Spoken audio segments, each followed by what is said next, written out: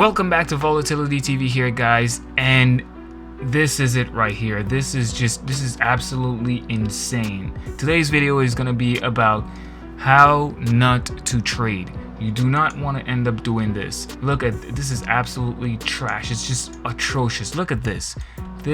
You do not want to be doing this. So what I usually do, today was really bad. I ended up with like $400, like negative $400, and then I had to work my way back up to the point where I am back in the green. Once something like this happens, you have to be honest with yourself and take a step back.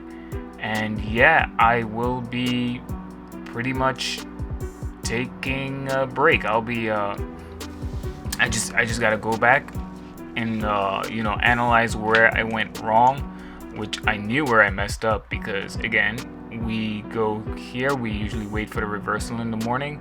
I did that, and for some reason, if you could see right here, I took let's take this for 10 shares.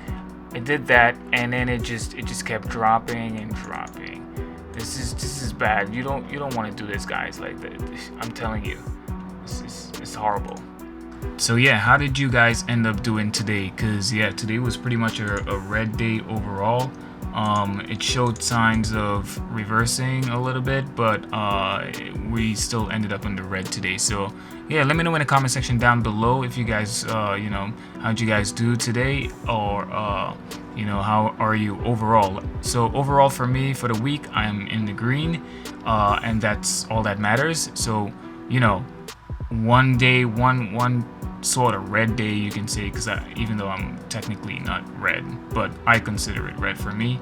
Yeah, you just gotta accept it. There are gonna be red days, and the bigger picture is what matters. So I'm still in the green for the entire week, and yeah, we'll let you see what happens for next week.